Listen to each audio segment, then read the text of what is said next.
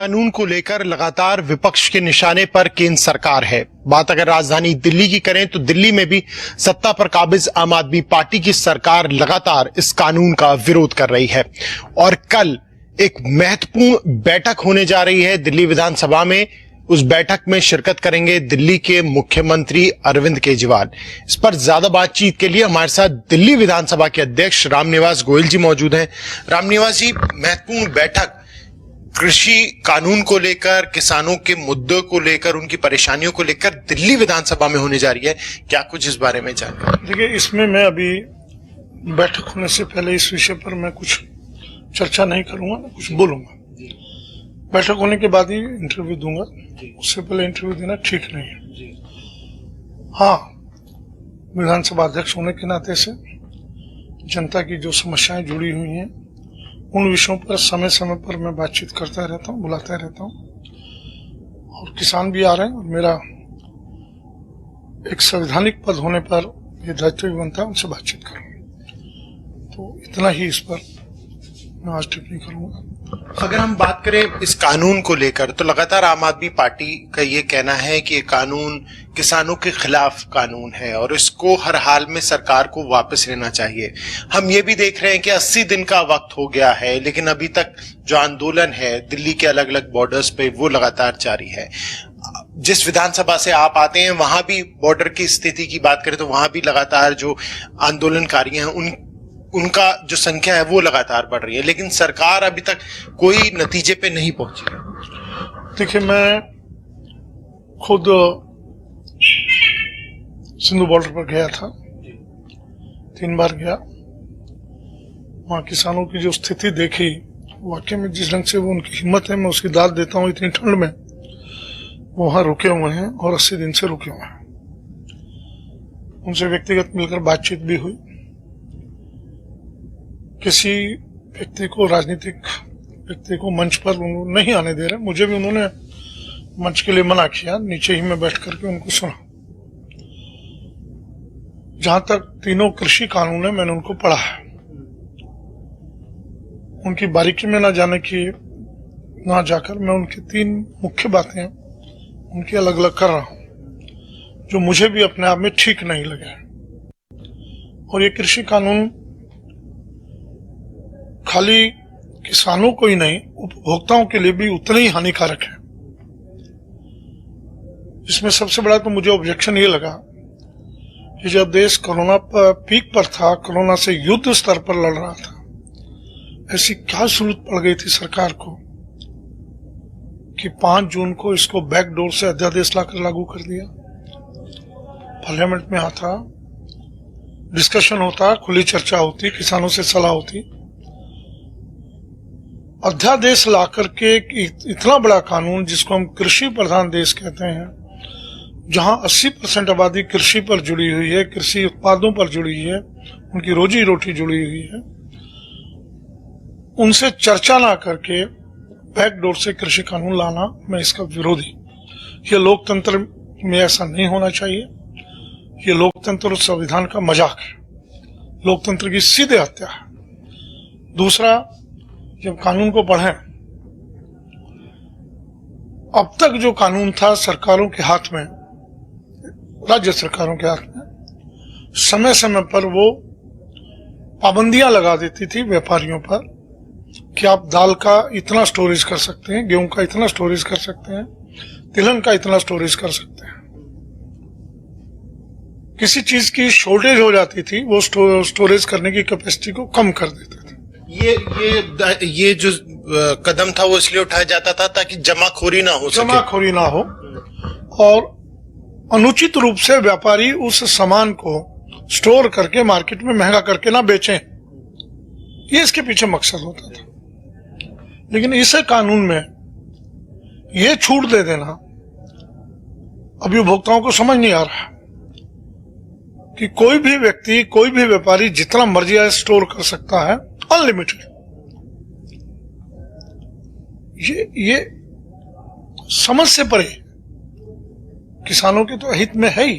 मेरे पास पैसा है, मैं अपने पैसे के दम पर किसानों से माल खरीदूंगा और फिर उसको स्टोर करूंगा, जब महंगा हो जाएगा तब मैं बेचूंगा। ये व्यापार यही है। कोई व्यापार ये नहीं है कि भाई मैं किसी चीज को आज खोज कर रहा हूं, रिसर्च कर रहा हूं, उसको लेके आ रहा हूं। सस्ता खरीदना, महंगा बेचना, ये व्यापार है। और उसको इस कानून के तहत केंद्रीय सरकार ने कानूनी जामा पहना दिया। अब जितना मर्जी स्टोर कर लीजिए। दूसरा, हाँ बताइए इस पर कुछ। एक और महत्वपूर्ण बात इसमें यह भी है कि सरकार का लगातार ये कहना है कि जो विपक्ष है वो भ्रमित कर रहा है इस पूरे कानून को लेकर किसानों को। नीति आयोग की बैठक आज भी हुई है, मुख्यमंत्रियों के साथ प्रधानमंत्री ने वीडियो कॉन्फ्रेंस से बात की है और उन्होंने एक बार फिर से इस पर जोर दिया है कि कैसे देश को कृषि प्रधान देश, क्योंकि कहा जाता है भारत को, कैसे किसानों को आगे लेकर आना है, उन्हें ज्यादा से ज्यादा लाभ मिल सके, इस पर ध्यान देना है। एक तरफ सरकार ये बात कर रही है और दूसरी तरफ लगातार किसान विरोध कर रहे हैं। देखिए, मैंने जैसे पहले कहा कि व्यवसायियों को, व्यापारियों को हजारों टन जितना मर्जी है वो स्टोरेज कर सकें, ये अधिकार देना कौन सी नीति के तहत है, ये समझ से परे, और इसका किसी के पास जवाब नहीं है, कोई जवाब नहीं दे पाता। दूसरा, इन कानूनों में बड़ा हास्यास्पद लगता है किसी भी फूड ग्रेन आइटम के साल भर में 100% रेट बढ़ जाते हैं। फॉर एग्जांपल, दाल 40 रुपए किलो है और वो विद इन 1 ईयर 80 हो जाती है। तो केंद्रीय सरकार, I am using the word of central government, तब इंटरवीन करेगी, otherwise no intervene of any government. ये क्या तमाशा है? आपने सस्ते दामों पर खरीद लिया, किसान से ले लिया, और फिर आप उसको बढ़ा करके डबल करके बेचेंगे। इसमें किसानों का लाभ क्या है? बीजेपी वाले क्यों नहीं बताते मंत्री किस लिए किया है? कृषि उत्पादनों में जो फूड ग्रेन आइटम है उनके लिए 100%, जो फूड ग्रेन आइटम नहीं है उनका 50% रेट बढ़ जाएगा। ये मुझे अब तक समझ नहीं आया इस कानून के पीछे क्यों गोदी मीडिया ठीक नहीं बोलता, ठीक चीज नहीं रखता लोगों के सामने। ये महंगाई को निमंत्रण दे रहा। तीसरी बात, अब तक देश में किसी को भी कहीं भी कोई भी नागरिक, किसान है या व्यापारी है या इंडस्ट्रियलिस्ट है या नौकरी करता है, अपनी बात के लिए सुप्रीम कोर्ट तक जा सकता था। ठीक है, आप एग्रीमेंट कर रहे हैं, कॉन्ट्रैक्ट खेती हो रही है, मेरा कॉन्ट्रैक्ट हो गया, मेरा 10 एकड़ जगह है, 5 एकड़ जगह है, किसी भी व्यापारी से मेरा कॉन्ट्रैक्ट हो गया और उस कॉन्ट्रैक्ट को खरीदार तोड़ता है, व्यापारी तोड़ता है, किसान कहां तक जाएगा? केवल एसडीएम। क्या औकात है एसडीएम की? उसको आज ये अधिकार छीनना है कानून बनाकर कि कोर्ट का दरवाजा नहीं, वो केवल एसडीएम तक जाएगा। फिर आप कहते किसानों के हित में, किसानों के हित में। लेकिन फिर सरकार इस बात के लिए भी तो राजी है कि फिलहाल इस कानून को लागू नहीं करते, 1-1.5 साल का लंबा वक्त हो जाएगा तो लागू किया जाएगा। जो भी मत है किसान अपने रखें, कोर्ट में भी क्योंकि मैटर चल रहा है, तो उस पे भी क्यों नहीं अब तक कोई बात बन पा रही है? एक कहावत है, खिस्यानी बिल्ली खंबा नोचे। जब इनकी पोल खुल गई है, मैं यहां एक बात, इस बात का आपकी का उत्तर देता हूं, एक बात मैं कहना चाह रहा हूं। बीजेपी के नेता एक ही बात बोलते हैं, सड़कों पर उतरे हैं, घर घर जा रहे हैं, बता रहे हैं कि वो ये तो बताएं कि किसान कहां ले जाकर के अपना माल बेचे जहां उनको एमएसपी मिलेगी। एमएसपी मिलेगी, आप अपनी स्टेट में नहीं बेच सकते, दूसरी में ले जाइए, आप तीसरी में ले जाइए। क्या किसान कहां जाएगा बेचने के लिए? आपको अगर पंजाब में आपकी मंडी में रेट नहीं मिल रहे, आप हरियाणा की मंडी में ले जाइए, वहां रेट ले लीजिए। अरे कहां रेट मिल रहा है वो कहां लेके जाए? किसान क्या यही काम करता रहेगा? ट्रैक्टर भरेगा, ट्रैक्टर में वहां लेके जाएगा, वहां रेट नहीं मिला फिर तीसरी मंडी में ले जाएगा। वो अपने घर की मंडी के पास बेचना चाहता है। और बीजेपी के नेताओं से मैं एक और पूछना चाह रहा हूं, कृषि मंत्री जी से खास तौर पर, कि एक बार सुषमा स्वराज को सुन लीजिए। विदेश मंत्री रही, देश के अनेक पदों पर रही, उनका पार्लियामेंट में दिया गया भाषण सुन लीजिए। आपके तत्कालीन वित्त मंत्री अरुण जेटली जी अब नहीं रहे, उनका दिया हुआ पार्लियामेंट का भाषण सुन लीजिए। आज बिल्कुल उलट हो गया। पहले आप आसमान पे थे, आज जमीन पे आ गए, फिर जमीन से उस वक्त आसमान पे थे। ये क्या कहना चाहते हैं समझ नहीं आता, क्या बताना चाहते हैं समझ में नहीं आता। आज आप जो बात कह रहे हैं कि सरकार जो कह रही है कि हम 1.5 साल वापस ले लें, मैंने कहा ये खिसियानी बिल्ली खंबा नोचने वाली बात है। सरकार को मालूम है कि ये कदम गलत उठ गया, वो जानते हैं बहुत अच्छी तरह से किन के दबाव में उठ गया, कौन लोग थे इस कानून को बनाने वाले, किन्होंने इस कानून की रचना की, सरकार जानती है। किन लोगों के कहने पर जून के महीने में जब कोरोना से देश पीड़ित था, इसको आधा देश लेकर के आए, पार्लियामेंट के पटल पर नहीं रखा। सरकार अच्छी तरह से जानती है किन के दबाव में किया गया। एक बार आपको ये लगता है कि कानून गलत बन गया, मत स्वीकार करिए, ये कह दीजिए कानून वापस लेते हैं, आइए मिलकर के बैठ के तब बनाएंगे। सरकार तो ये कह रही है कि लागू नहीं करेंगे जब तक नहीं किसानों की बात मान ली जाएगी, उनकी शंकाएं दूर नहीं होगी, लागू नहीं करेंगे। किसानों की एक मांग है, इसको वापस करिए। ये कानून अगर बेसिकली गलत है, आप रोक क्यों रहे हैं? फिर आप ये कहते हैं 1.5 साल हम आगे रोक रहे हैं। मत रोकिए, बहुत कानून बने, आपने नहीं रोके, विरोध होता रहा। लेकिन ये कानून गलत है। धीरे धीरे आंदोलन जनमानस तक पहुंच रहा है। सरकार ने बहुत प्रयास किए, अपने मंत्रियों के माध्यम से प्रयास किए, और इस कानून को वो समझा नहीं पाए।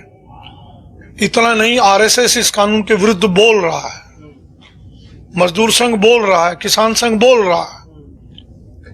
फिर तोमर को समझ के तो वरिष्ठ नेता जाट नेताओं से बातें कर रहे हैं, नेताओं को बुला रहे हैं, वो उनके घरों पर जा रहे हैं, वहां जाट लैंड का नारा दे रहे हैं। ये कौन सी राजनीति कर रहे हो?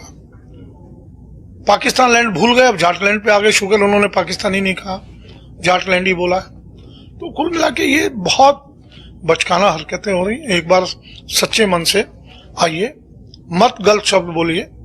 कभी उनको आतंकवादी बोलते हैं, कभी उनको खालिस्तानी बोलते हैं, ये तो उनके हाथों में बिके हुए हैं। ये कोई तरीका नहीं है। उस वक्त केवल किसानों ने जब यहाँ एमएसपी मांगी थी, बस उस वक्त एमएसपी की गारंटी दे देते, विषय खत्म समाप्त हो जाता। ये इतना लंबा चौड़ा, ये तो आग में घी डालने का काम स्वयं में बीजेपी की सरकार ने किया। जिद पे अड़ गए कि मैं तो कौरवों की तरह से 1 इंच भूमि नहीं देंगे पांडवों को, 1 इंच भूमि नहीं देंगे। पूरा कौरवों का रोल अदा किया इस पार्टी ने। क्यों? मैं किसानों के इस सारे समस्याओं को मैंने नजदीकी से, इसलिए मैं शब्द इस्तेमाल कर रहा हूं, स्पीकर को नहीं करने चाहिए, लेकिन उनकी पीड़ा 80 दिन से उनके भी बच्चे। मुझे बड़ा आश्चर्य हुआ, मैं आपको बताऊं, मैं वहां गया, मिला लोगों से, पत्नी आई हुई थी, उसके हस्बैंड वहां 20-22 दिन उस दिन हुए थे बैठे हुए, वो अपने साथ ड्राई फ्रूट लेके आई हुई थी। मैंने उससे पूछा, बहन जी ड्राई फ्रूट लाए हैं, क्या लगता है आपको इतने ड्राई फ्रूट से क्या होगा? यहाँ तो बहुत लोग हैं। कल मैं अपने हस्बैंड के लिए नहीं लाई हूँ, 20-25 इनके साथी हैं, सब बैठ के खाएंगे। 1 किलो बादाम लाई हूँ, 1 किलो काजू लाई हूँ, जितनी मेरी कैपेसिटी थी लाई। और ये लोग वहां बादाम खा रहे हैं, काजू खा रहे हैं। इनको शर्म नहीं आती? अपने बाप को बैठाओ एक बार, अपनी माँ को बैठाओ वहां पर, फिर आप देखो घर से क्या क्या लेके जाते हैं उनके लिए। वो लोग उनके लिए लेके आ रहे हैं, आप उनका मजाक बना रहे हैं। मेरा बाप 40 दिन से धरने पर बैठा है, तो मैं उसका बेटा हूं, और मैं उसके लिए वहां सामान लेके जाता हूं, और सामान 20-30-40 लोगों के लिए और ले जाता हूं। आप उसका भी मजाक बना रहे हैं। ये जो तरीका इस देश में भाजपा ने अपनाया है, ये बहुत परे है, और मुझे शर्म इस बात से आती है बहुत ज्यादा। संघ के लोग अब कुछ बोलना लगे हैं, शाखाओं पे शिक्षा दी जाती है, माँ ही भगवान है, पिता ही भगवान है, सबसे बड़ी उनकी सेवा है। और किसानों के बच्चे अपने माँ बाप की सेवा कर रहे हैं, तो उन पर तुम्हारे ये बीजेपी वाले लांछन लगाते हैं। गोदी मीडिया आकर उनकी फोटो लेता है, वो दिखाता है। ये क्या तमाशा है देश के अंदर? कब तक चलाएंगे आप? और किसानों का संगठन अब ये धीरे धीरे नीचे तक जा रहा है। तो ये बहुत थे बहुत धन्यवाद। दिल्ली विधानसभा के अध्यक्ष रामनिवास गोयल जी अपनी बेबाकी से राय रखते हुए। कैंपस सचिन के साथ प्रणय शर्मा, दिल्ली।